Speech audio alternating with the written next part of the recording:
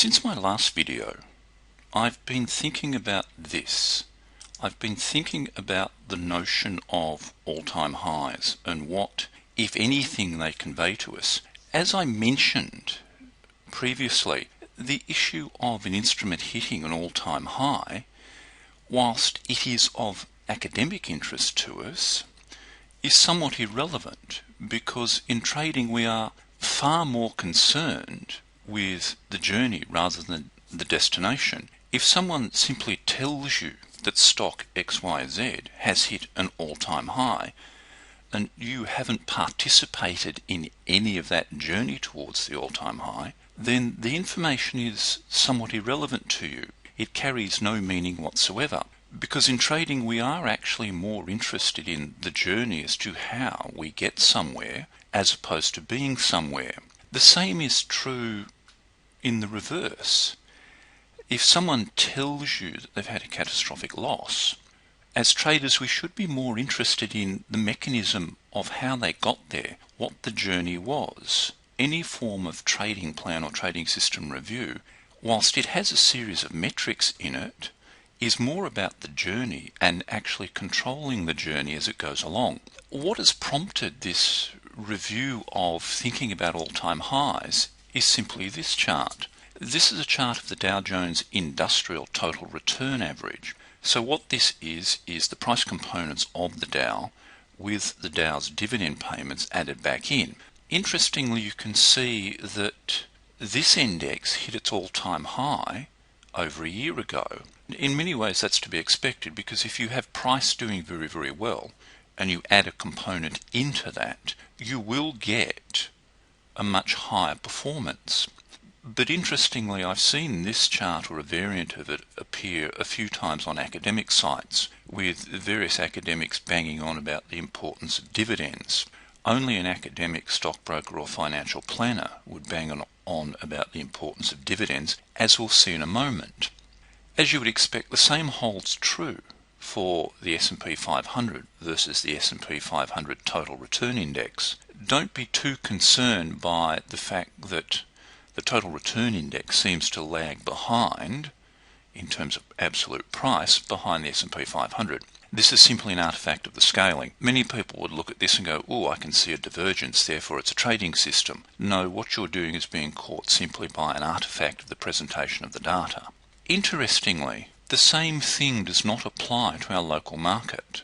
This is the All Ordinaries versus the All Ordinaries Total Return Index, and you can see that both are lagging their previous best highs. Now, with regard to the Total Return Index, it's not doing as badly as the price index, but it is still struggling. Once again, you would expect this to occur when you have a market where absolute return in terms of price is actually struggling. So to me, there is no information to be conveyed by this. One of the issues, and I see this with mentorees, is that within a trading system, whenever you add information to it, that information must in some way make the decision making clearer. It must in some way make it simpler for you to make a decision to either buy or sell something. Unfortunately, the tendency is always that adding information to systems does not make decision making clearer. It actually makes decision making more difficult. Anyone who's familiar with the notion of the man-machine interface will understand why engineers attempt to make the presentation of information and data much simpler. By doing so, it adds fidelity to decision making. It makes decision making simpler. The same applies in trading, and we can see this here. The question is, does looking at something like this provide us with any additional information? And from my perspective, the answer is no. And the answer is no for a simple reason. This is of academic interest. In no way does it tell us anything about price. As traders, we are rewarded by price. We're not rewarded by dividend. Dividends are a comfort factor that are used by stockbrokers and financial planners. There is the often used line of, you still have your dividend, and as we'll see in a second, that's fairly small comfort to people. So the question is, does knowing anything about price and dividends help us in any way, shape or form? We already know about price. Price is our prime information source. And unfortunately, with many people, there is an attempt to obscure what price is telling you. I've lost count of the number of times people have sent me charts where price is completely obscured by what looks like an overlay of the Melbourne Public Transport Network. So it's impossible to define what price is actually saying. To put this into some form of context, in the US, the average dividend rate at present of the Dow is about 2.8%. Locally for the All Ordinaries, we're looking at about 4.8%. So there is a substantial difference. There are probably a host of structural reasons as to why this might be so. I couldn't be bothered finding out what the hell they are. The issue here is what that brings into sharp relief is the importance of price, the importance of what the underlying prices of an index are doing. It's all well and good if the underlying stocks in an index are paying you a dividend.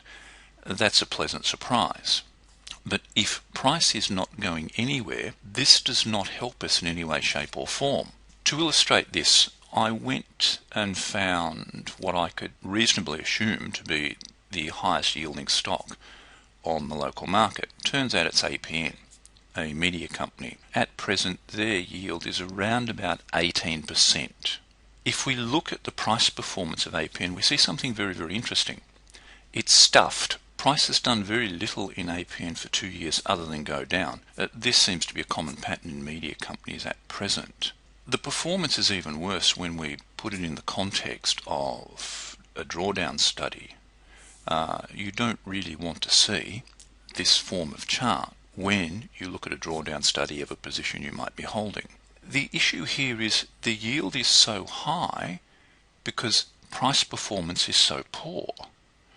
It stands to reason that if a dividend is held constant but price is falling, then the relative yield is going up. So when you see relatively high yields, what you're seeing is a marker of very poor price performance. This is the characteristic of the local market. There is an attempt to somehow hide poor price performance by concentrating on dividends. Dividends don't help you when you're in a completely stuffed position. They're of no assistance whatsoever. When you have a situation like APN, which is down 88% from its high, the current dividend rate, if price is held constant, will get you back to that high in about 12.5 to 13 years. That's an extraordinarily long time to wait for a return on your money. The issue, therefore, for me, is simply this. As traders, we are paid on price. We're not paid on anything else. Price is the prime driver of any of our returns. Dividends are pleasant surprises. They simply turn up in the account without you realizing. But the issue here is simply if the price of something you are holding is not going up, then it really is a wasted opportunity. It's a wasted investment. Even worse, if the price of something you are holding is going down and you're simply consoling yourself with the fact that you're getting a dividend, that this somehow makes it better, then you are profoundly confused as to what the nature of trading is. So when you see academics, stockbrokers, financial planners taking comfort in something like the total return index, you can view it from an academic perspective and say to yourself, well, yes, that's interesting, but in the end, it in no way puts any money in your pocket. That, without putting too fine a point on it, is simply the object of all traders, or it should be the object of all traders. If making money is not your prime focus and making money via price is not your prime focus, then you're clearly in the wrong business.